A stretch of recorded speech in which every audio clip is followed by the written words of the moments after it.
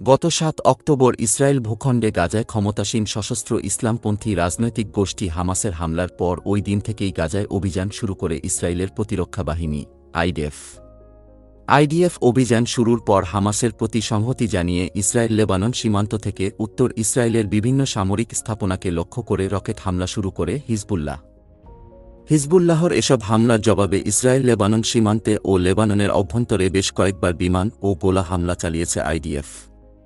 এসব হামলায় অনেক হতাহতের ঘটনাও ঘটে, কিন্তু তবুও থামানো যায়নি হিজবুল্লাহকে। বরং যতই সময় যাচ্ছে প্রকট রূপ ধারণ করছে হিজবুল্লাহ। সম্প্রতি ইসরায়েলকে লক্ষ্য করে ৭৫টি রকেট ছুড়েছে হিজবুল্লাহ। এই রকেট হামলায় ২ জন সামান্য আহত হয়েছেন। তাদের চিকিৎসার জন্য হাসপাতালে নিয়ে যাওয়া হয়েছে।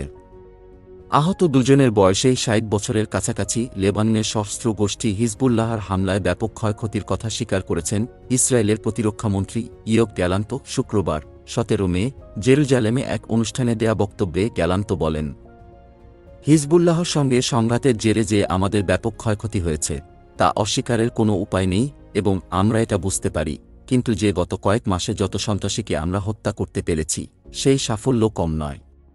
বর্তমান চলমান যুদ্ধের মধ্যে ইসরায়েলের উত্তরাঞ্চল লক্ষ্য করে হিজবুল্লাহ যেসব হামলা চালিয়েছে সেগুলোর মধ্যে এটি অন্যতম বড় ছিল।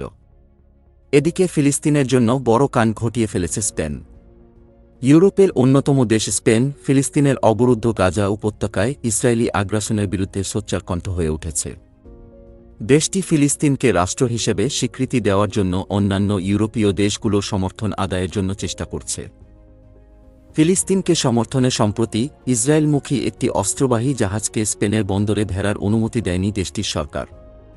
বৃহস্পতিবার ১৬ মে স্পেনের পররাষ্ট্রমন্ত্রী হোসে ম্যানুয়েল আলবারেস এক সাক্ষাৎকারে এ তথ্য নিশ্চিত করেন।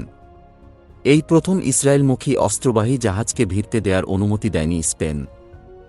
তিনি বলেন, ইসরায়েলমুখী যে কোনো অস্ত্রবাহী জাহাজের জন্যই এমন নীতি প্রয়োগ করা হবে।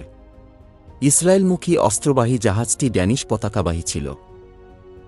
এটি ভারতের মাদ্রাজ থেকে ইসরায়েলের হাইফা বন্দরগামী ছিল। জাহাজটিতে ২৭ টন বিস্ফোরক দ্রব্য ছিল।